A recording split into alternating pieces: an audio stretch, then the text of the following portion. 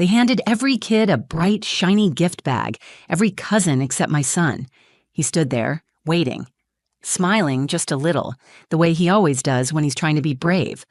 One by one, they passed out bags filled with toys, candy, custom t-shirts. His name was never called. Then my aunt, Loretta, smirked. "We saved the best for last," she said. She pulled out a small wrapped box and handed it to Jalen. He looked up at me first, like he always does when he's unsure. I nodded, because what else could I do? He opened it carefully, curious. Inside was a collar, a dog collar, black nylon, cheap, with a silver tag that read, "Property of Maya." The laughter started slow, then spread like wildfire across the patio. Some of the older kids clapped. A few of the adults chuckled under their breath. My cousin Tori leaned over to him and said, "Maybe your mom can train you better now." I didn't say anything. I couldn't. I was frozen. My fingers tightened around my glass so hard I thought it would crack. Jalen's hands started to shake. He didn't cry. He just stood there, his head low, collar still in his lap. And then, right when I thought I'd reached the limit of my silence, the front door slammed open. Everyone turned, and that's when he walked in. The last person they expected. The one they had written off years ago. The one who changed everything. The invitation came the same way it always did, by group text with Loretta's name at the top and 25 people tagged beneath. She called it the Reynolds Family Bash, capital letters, confetti emojis, and an overused flyer graphic with dancing silhouettes that made it feel more like a nightclub event than a family reunion. I wasn't planning to go this year, not because I didn't have the time, not because I didn't want to see a few familiar faces, but because every time I show up at one of these reunions, I leave feeling smaller, like I've spent the day shrinking into the corners of conversations, watching the cousins trade inside jokes I was never part of, smiling when someone made a joke about me raising a boy on my own, laughing it off when they brought up my artsy little son and said things like, maybe he just needs to toughen up. But Jalen wanted to go. He always does. He doesn't remember the underhanded comments or the way Loretta looks at us like we're some kind of side project.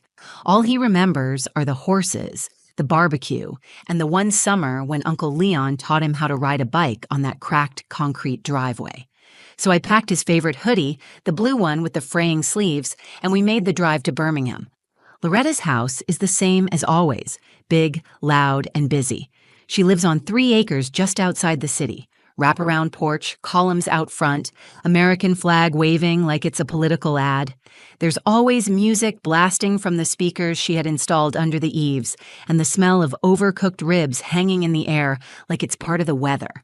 Loretta greeted us with a wide smile, arms outstretched, perfume so thick it made my eyes water. "Well, look who finally made it," she said, loud enough for everyone to hear. "Thought y'all got lost again." That was her way of saying, "You're always late," even though we were right on time. Jalen smiled up at her and said hi, clutching his sketch pad under his arm. He always brings it with him, like a security blanket. I felt his fingers tighten around mine just a little as we walked in. I gave his hand a squeeze back.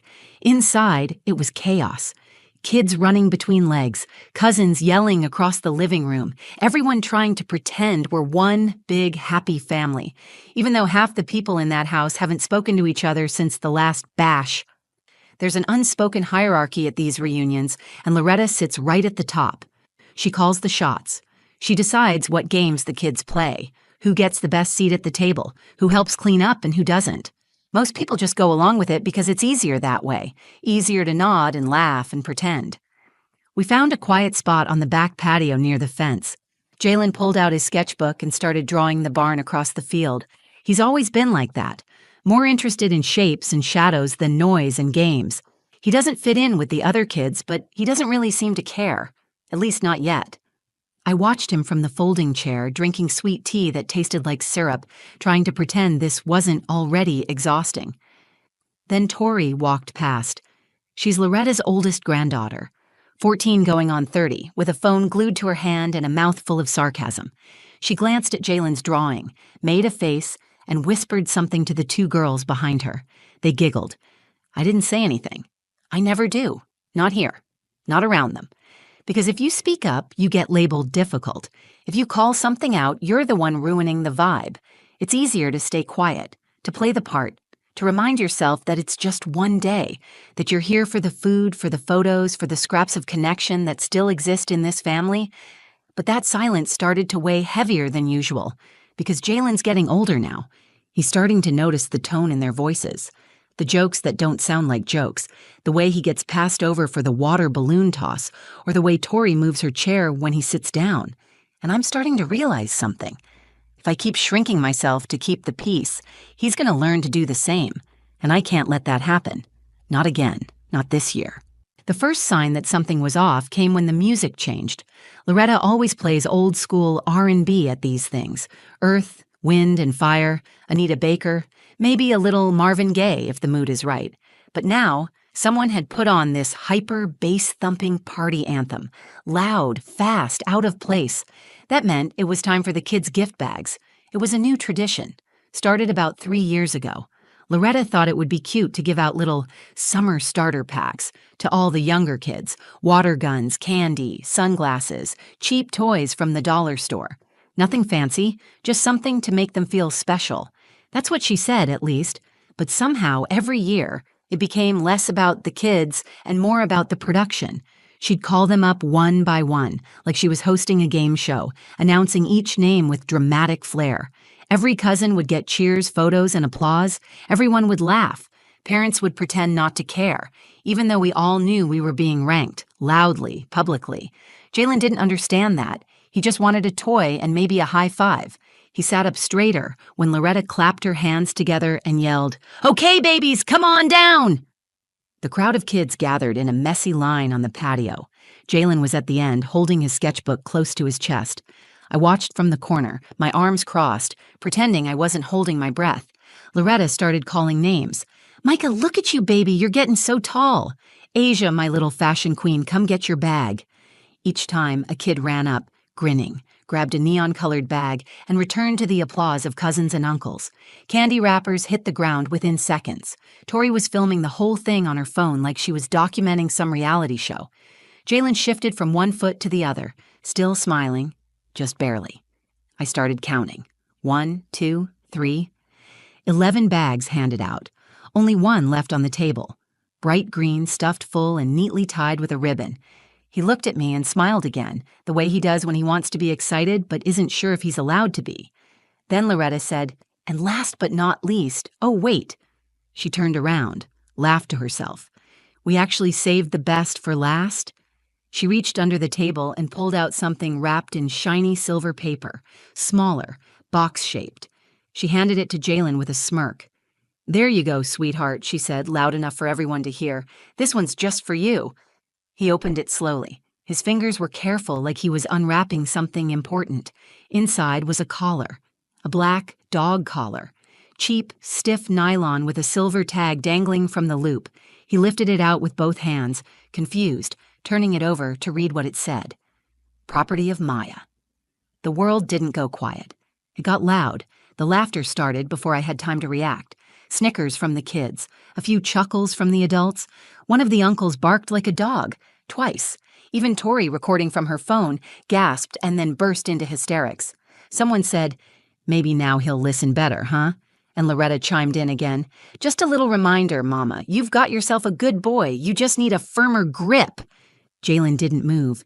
He just stood there with the collar in his hands, his face blank. I wanted to scream, but I didn't, not at first. I sat frozen in my chair, my mind scrambling to make sense of it. My throat clenched, my fingers curled into fists. I looked at Jalen, and he wasn't crying, but his shoulders had dropped, his chin tilted down, and I knew that look. I've worn it myself. That's the look of someone who doesn't understand why they're the punchline. It's the moment you realize the people who are supposed to protect you think it's funny to watch you break. I stood up.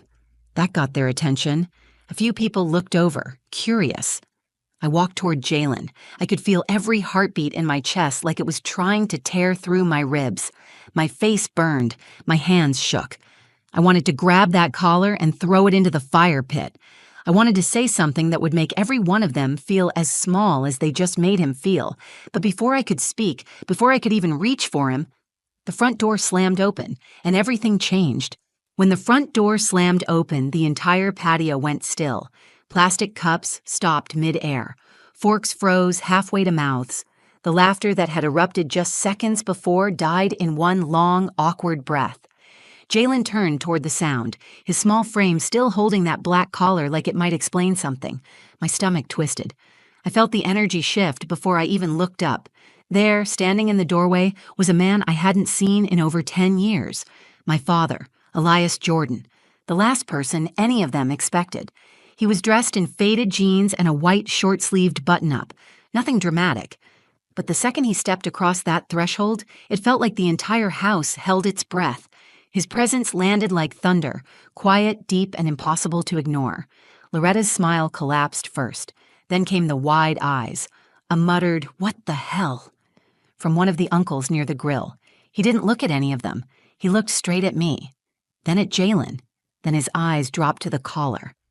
And that's when I saw it. His jaw set, shoulders stiffened, and his hands, big and rough from years of carpentry, clenched at his sides. My father wasn't a man of many words, but when he did speak, people listened. And when he was angry, you felt it before he said a thing.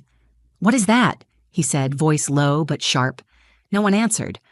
Elias walked down the steps, calm and slow like he was moving through a storm. He stopped beside Jalen, crouched down, and gently took the collar from his hands. He read the tag. His lips tightened. Then he stood, turned to face Loretta, and spoke with a steady, lethal calm. "You gave this to my grandson?" Silence. Loretta blinked, tried to recover her footing. "Now hold on, Eli, it was just a little joke." "Don't." He didn't raise his voice. He didn't need to. "Don't you stand there and tell me it was a joke when the boy is standing here looking like he's the one who did something wrong." No one spoke. The cousins who'd laughed shifted uncomfortably in their seats. Some of them had the decency to look away. Elias turned to Jalen and put a hand on his shoulder. "You didn't deserve that," he said. "None of this is your fault." Jalen nodded, just barely. His face was tight, eyes glassy but not crying. Then Elias reached into his bag. He pulled out a small wooden box and handed it to him. "This is what I brought for you," he said. "I didn't wrap it. I figured it didn't need to be dressed up." Jalen opened the lid. Inside was a leather-bound sketchbook with his name embossed on the front. Beneath it, a full set of charcoal pencils, blending stumps, and erasers in a lined velvet tray. Real artists' tools, not toys. "Your mom told me you like to draw," Elias said. "She said you see things differently. That's a gift. This is for you to keep seeing like that." Jalen ran his hand over the cover.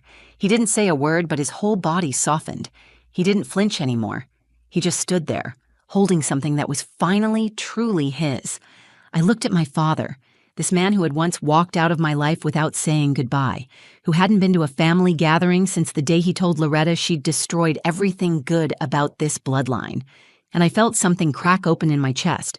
He wasn't perfect. He'd made mistakes, left when I needed him, stayed gone too long. But in this moment, he saw my son, and he showed up. I stepped closer to Jalen and placed a hand on his back. Then I turned to Loretta. "I'm done letting you humiliate us in front of people who pretend they don't see it." She started to interrupt. I didn't let her. "I'm done smiling through it. Done coming here and watching my son shrink so you can feel big. We don't need this. We never did." For the first time ever, I watched Loretta take a step back. I didn't wait for permission. I picked up the collar, dropped it on the table, and took Jalen's hand. We walked toward the car, Elias trailing behind us. No one stopped us, because deep down, they all knew. The joke wasn't funny anymore. I expected someone to stop us. I expected a snide comment, a dismissive laugh, maybe Loretta calling out behind us with one of her fake sweet apologies, wrapped in sarcasm and pride. But no one said a word. We were halfway to the driveway when Jalen tugged gently on my hand. I looked down at him. He wasn't crying. He wasn't shaking anymore either. He was just quiet, still holding the sketchbook like it was a lifeline. He glanced back toward the patio. "Mom," he said, "are we really leaving?" His voice was soft, almost unsure, like he wanted to believe it but couldn't quite trust that it was real. "Yes, baby," I said. "We're leaving." He nodded, then looked down at the sketchbook again. That's when Elias stepped beside me and gently cleared his throat. "I parked out front," he said. Wasn't sure I'd be staying long. I raised an eyebrow. You came here to stir the pot? He gave a low grunt of a laugh. I came because you texted me last week, and something about the way you asked. I don't know, I figured maybe it was time. He looked at Jalen and then back at me. I knew Loretta would be Loretta, but I wasn't expecting that. That collar? That's beyond cruel. He didn't have to say it out loud, but I could feel the guilt behind his words. Clung to him like the heat. Maybe it had taken something that ugly, that public, to wake him up. Or maybe he just needed to see it for himself, that I'd been raising a good boy in a family that treated us like a running joke. We reached the edge of the gravel driveway, and I turned back one last time. The patio was quieter now. Loretta had gone inside. Some of the cousins were pretending to be busy with food. A few watched us with faces I couldn't quite read. No one came after us, and then, from the side of the house, I saw someone step out. It was Tori.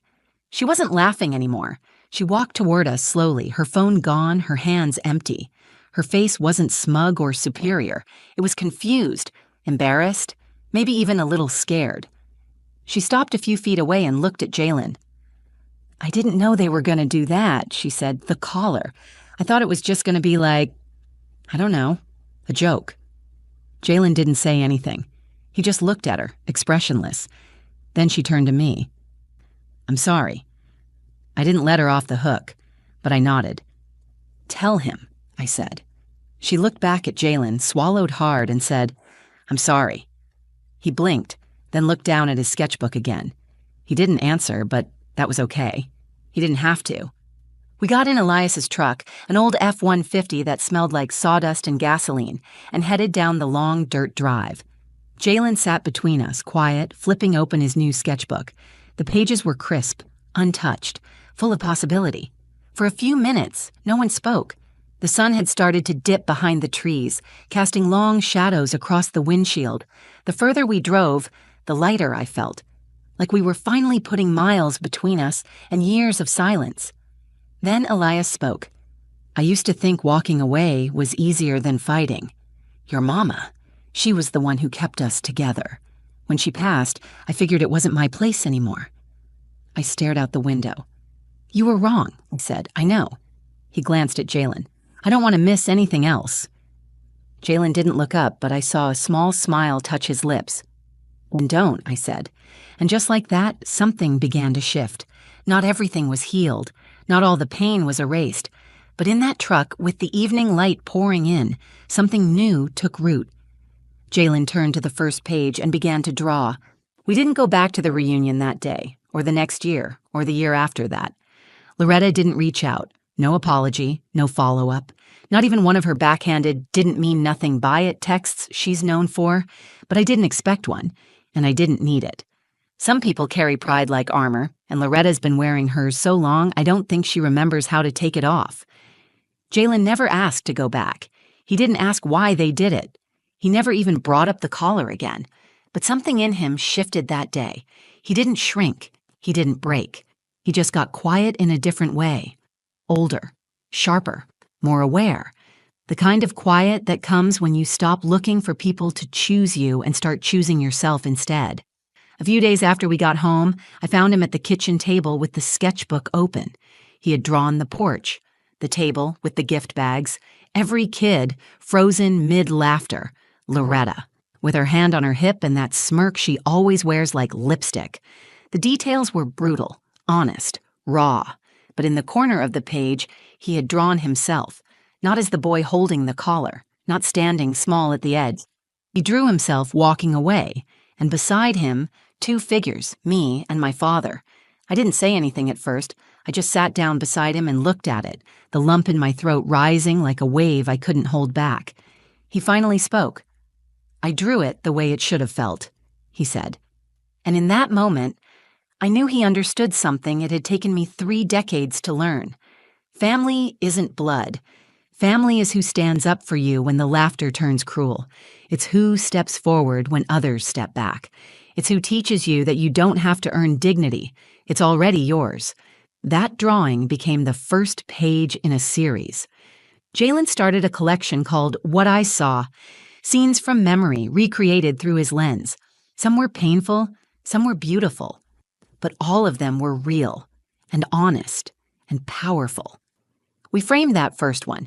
It hangs in our living room now, above the fireplace where our Christmas stockings go, beside pictures of birthdays, hikes, and simple days when we're just us. Jalen doesn't ask about the cousins anymore.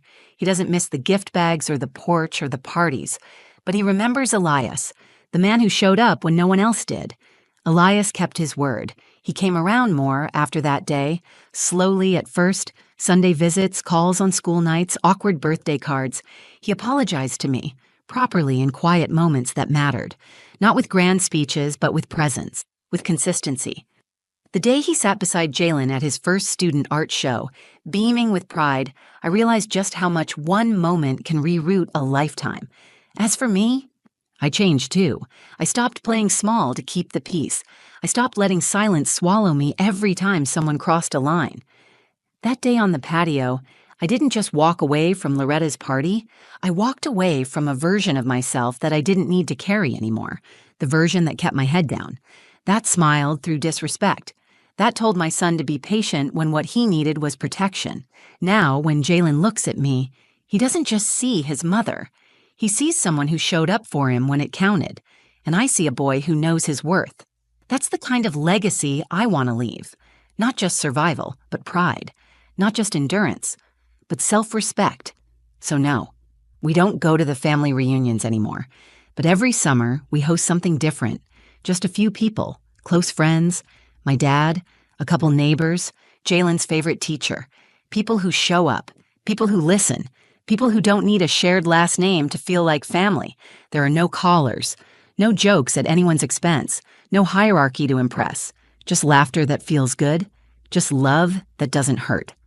And every year, when it's over, I look at Jalen and remember the moment he stood there holding that sketchbook, the moment he saw cruelty and chose creation instead, the moment I realized we weren't the ones who should have been ashamed. They were, and we're better for walking away. If this story made you feel something, if it reminded you of a moment when someone crossed a line or when you found the strength to walk away, I'd love to hear about it. Drop a comment below. Tell me what your turning point was, or tell me the lesson that stuck with you. You never know who might need to hear your story today. And if you know someone who's been made to feel small in the name of family or jokes, share this video with them.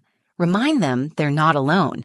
Make sure to hit the like button if this story meant something to you. It helps more than you think. And if you want to hear more real stories about resilience, identity, and the moments that change us, subscribe. We're building something honest here. Thanks for being here, truly. See you in the next one.